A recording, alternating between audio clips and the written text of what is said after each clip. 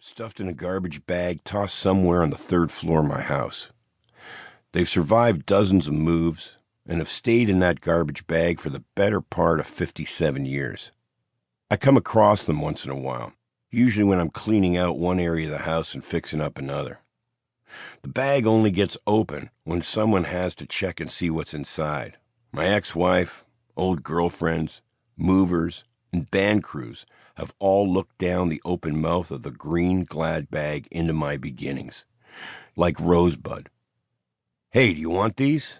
They're a bunch of old kids' toys. Or, fuck, look at this weird shit. These things are scary. Or, throw them out. Throw them all out. Jesus Christ, what are you keeping them for? Girlfriends have said.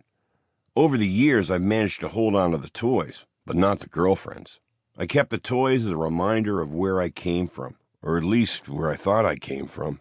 That green plastic garbage bag hung around for years to honor my first memory of feeling hollowed out, like an outsider in my own home, like a stranger not knowing what the heck was going on.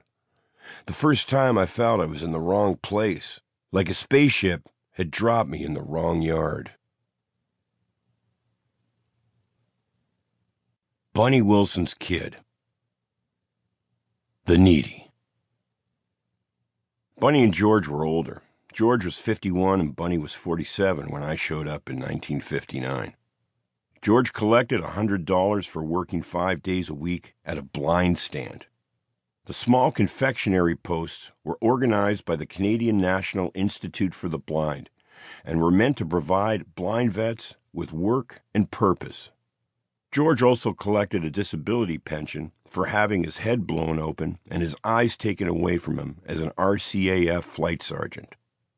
Bunny stayed home wearing an apron and caring for things like the washing and the ironing and me.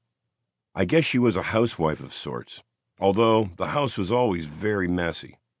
Things were always kept off the floor so George could maneuver his way through the house. And as a result, there were pathways made through the living room, walled in by stacks of newspaper and magazines and toys, ironing boards piled up on either side. The place was a disaster, but at least George wouldn't trip when he was getting to his easy chair. Bunny wasn't much of a cook either. We lived off TV dinners, instant potatoes, wieners, Kraft dinner, Pop-Tarts, and cans of anything she happened to reach for and pull off the shelf.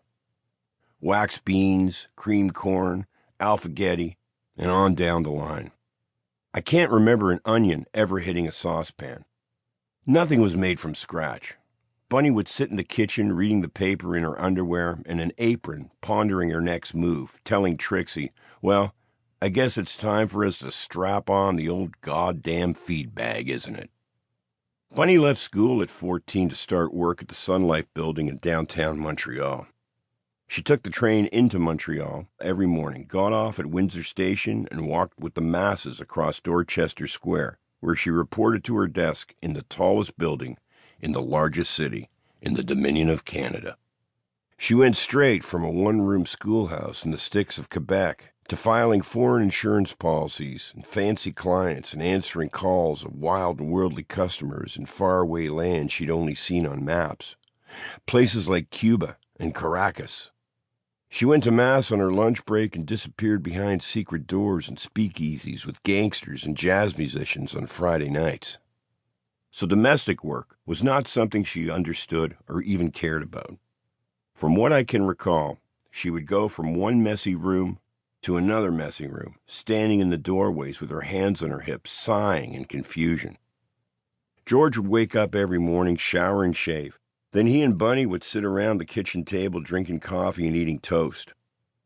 The radio would be playing as well, CFRB, news, weather, and sports, mouthy commentators like Gordon Sinclair and Pierre Burton. I would hear them from the room down the hall. I'd lie in bed until George was ready to go. He would say goodbye and head down the stairs to a taxi idling in the driveway waiting for him. I would wave to him from the front door as he went around the corner. Even though he was blind, he would still wave back before disappearing down Brucedale Avenue. Bunny would throw a couple Pop-Tarts in the toaster, pour me a glass of orange juice and maybe a cup of tea before I got myself dressed, and headed out the door and north up 36th Street to Peace Memorial School. Peace Memorial sat between Queensdale...